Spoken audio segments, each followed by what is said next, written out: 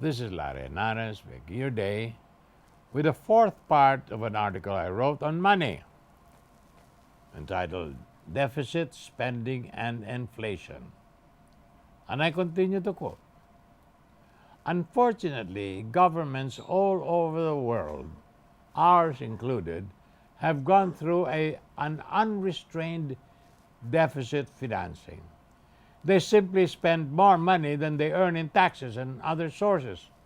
The difference or deficit was made up simply by printing money, it's called internal debt, or by borrowing from abroad, it's called external debt. The Japanese occupation forces distributed printed money in the Philippines during World War II, and the inflation was such that in the closing days of the war, you had to have a bayong of currency notes to buy one egg. The same thing happened in Germany after World War I. Every government nowadays goes on deficit spending. It is one way of robbing the people without seeming to. It is an old story, well described in a League of Nations report on the great inflations of the 1920s. Quote, "Inflation is a form of taxation which even the weakest government can enforce when it can enforce nothing else." Unquote. Just to illustrate the extent of deficit spending in the world, an accountant named Virginia Willems computed that the administration of U.S. President Harry Truman spent as much in 6 years, $260 million, as in the previous 168 years, which spent $248 million. Of all the previous presidents, from George Washington to Franklin Delano Roosevelt. And not to be outdone, one Filipino statistician figured that President Marcos spent in 16 years of martial law and 16 years during his administration, 275 billion pesos, more than 8 times what his predecessors have spent in 444 years, 33 billion of Philippine history from Macapagal back to Magellan. This includes the cost of the Philippine Revolution, the cost of the Philippine-American War, and even the cost of outfitting Magellan's voyage. Before Marcos came into power, the government annual budget was only 2 billion pesos. During martial law, it reached 59 billion pesos. Today, it is more than a couple trillion pesos. And all this are done simply by printing money. Printing money. When my son, Ronnie, was born, his grandmother bought him an educational endowment to ensure that he will, in time, have the funds to complete a 4-year college education. By the time he was 20 years of age, Ronnie collected his college fund. It was not even enough to pay for 1 semester. He was robbed by inflation. About 15 years after I left my cabinet post, GSIS sent me a check for my retirement benefits.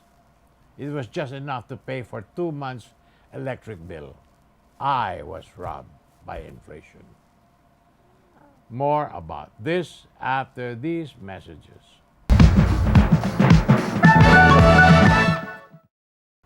This is Larry Henares making your day with the fourth part of an article I wrote on money for people who do not have enough, this time entitled Deficit Spending and Inflation.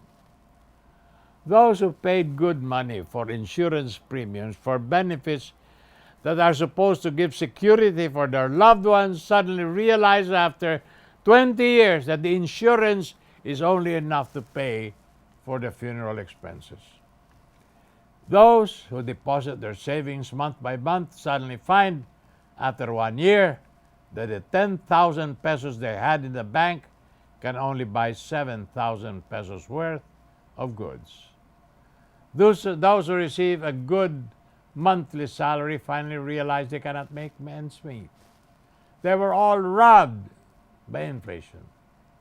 God must have a special kind of hell reserved for politicians and technocrats who rob the people in this cruel way. Government deficits do not always lead to runaway inflation. In 1982, the Americans borrowed $102 billion from abroad. In 1 year, Americans borrowed 25% more than Brazil borrowed in the past 10 years and 4 times what the Philippines borrowed over 12 years. So why did Brazil suffer 200% annual inflation and the Philippines 43% annual inflation, while the United States in its worst year had only 13% inflation and had no trouble servicing its debts? You remember the little old water pump back in the province? Sometimes it's so dry, it pumps nothing but air. So what do? You pour water into it to fill the air spaces, and lo and behold, it starts to suck like a bakla. The process is called pump priming, and that is what a little inflation can do for the economy. It primes the pump. Here is how the pump priming works. Inflation, more money in circulation, results in an increase of prices and an increase in demand for goods and services. When that happens, the economy begins to produce more goods until the price drops to its normal level, as a greater amount of goods match the greater amount of money supply. The result is a higher level of economic activity and more prosperity for the people. The United States in this way was able to increase its gross national income to a level several trillion dollars. More tomorrow, my dear friends. This is Lara Henares, making your day, saying good day, God bless you. Thank you very much for being with us. Till next time, hasta la bye-bye.